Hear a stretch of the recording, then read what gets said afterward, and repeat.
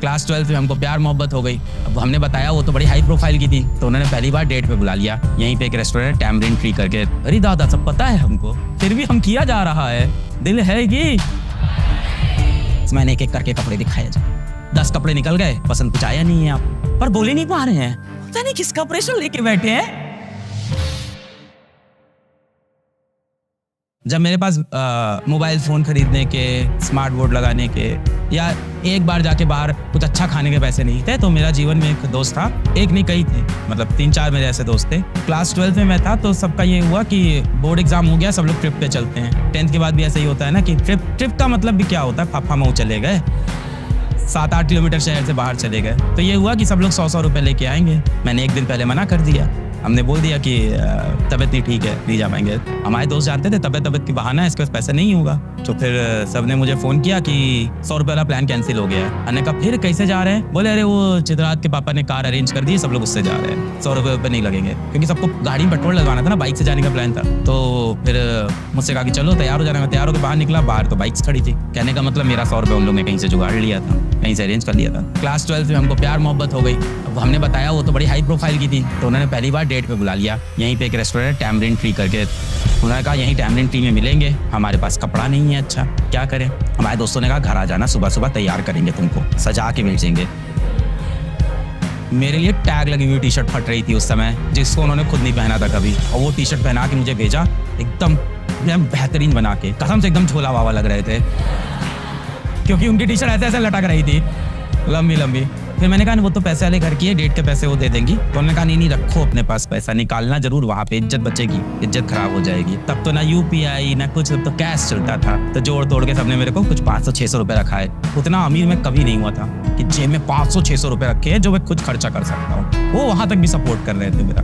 फिर जब मैं कोचिंग पढ़ाने सोचा, ये सोचा, तो इन दोस्तों ने हमेशा मेरा ख्याल रखा। आज जीवन में मैंने कर लिया, अब मैं भी कोई कसर नहीं छोड़ता हूँ। तो सबसे पहले तो लोग कम करो, आसपास लोग कम कर देते हैं, इतने सारे लोग नहीं होने चाहिए, कम लोग होंगे, अब मैं एफर्ट लगा पाऊंगा। ठीक है, अभी भी नहीं हिल रहा यार, अब क्या करें। दोस्ती वाला पार्ट हो गया, अब और तरह के डिस्ट्रैक्शन देखो जीवन में पले हुए हैं। अब आप जीवन में रोज अपना 1 घंटा प्रतिदिन इंस्टाग्राम को दे रहे हो, क्योंकि वहां से आपको वेतन मिलता है, अकाउंट में पैसे तो आ ही रहे होंगे, फिर क्यों समय देते हो। अच्छा, माँ बाप की सेवा कर देता होगा इंस्टाग्राम, पेट भर जाता है, फिर तो कुछ नहीं मिल रहा है। अच्छा, समय में कुछ वैल्यू एडिशन हो जाता होगा, कोई वैल्यू एडिशन नहीं, बस ऐसे ही समय पास हो जाता है। मुझे तो लगता है समय खा जाता है। अरे दादा, सब पता है हमको, फिर भी हम किया जा रहा है। दिल है कि मनवाओ, दिल पे काबू करो। त्याग और बलिदान के बिना किसी को कुछ हासिल हुआ ही नहीं है समाज। जैसे कि मैं एक इंट्रोवर्ट हूँ, मैंने बहुत अभी हिम्मत करके मैंने आपसे क्वेश्चन पूछा, तो मुझे बहुत डर लगता है। yes. जैसे कि फ्रेंड्स बनाने में और बातें करने में। फ्रेंड्स बनाने में डर लगता है, और जैसे कि क्वेश्चन पूछने में और आंसर देने में। जैसे कि कोई भी टीचर कोई भी आंसर पूछता है तो मुझे आते रहता है, पर मैं बोलती नहीं। बैठो। अब जो इसने बोला है ना, वो डर भी है और वो झिझक भी है, और हम सब इतने सोशलाइज्ड सोसाइटी का पार्ट बन चुके हैं कि कई बार हमें सत्य बोलने में भी डर लगता है, अपना हक मांगने में भी डर लगता है। सबसे पहली बात, अपना हक मानने के लिए अपना हक जानना जरूरी है, क्या ये मेरा हक है या नहीं। मिसाल के तौर पे हम लोग दुकान पे जाते हैं सामान खरीदने, और भैया एक के बाद एक शर्ट निकालते जाते हैं। पता नहीं आप लोग उन दुकानों पे गए हो कि नहीं, अब तो आप लोग मॉल में जाते हो, बचपन में तो गए होगे कभी ना कभी।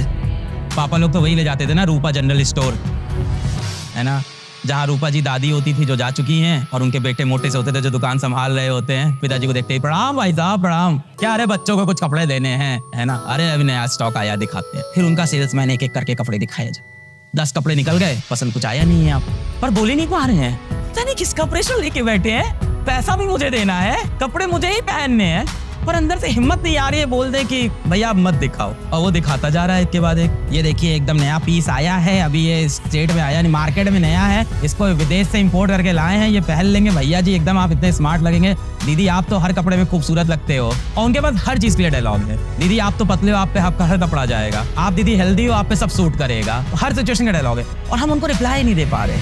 आपका हक है, पैसा आप दोगे, कपड़ा आप पहनोगे, जीवन आप जियोगे, उस कपड़े में आप कंफर्टेबल होगी नहीं, झेलना आपको है, जीवन आपका है, तो जवाब आपको देना। जीवन में ना कई बार बेशरम बनना बहुत जरूरी है। एक सिंपल रूल है लाइफ का, बहुत सिंपल, बहुत बेसिक रूल है, बहुत हाई फाई रूल नहीं। If you don't ask you don't get. घर से सोच के निकले थे कि जाएंगे IIT तो फोड़ देंगे 2 साल में, रैंक 1 अपनी पक्की एकदम। सर वहाँ से सोचे फिर यहाँ आए कि एकदम क्लास करेंगे, रिवीजन करेंगे, उसके बाद DP लगाएंगे, मॉड्यूल सॉल्व करेंगे, टॉप मार देंगे। सर यहाँ पे सिर्फ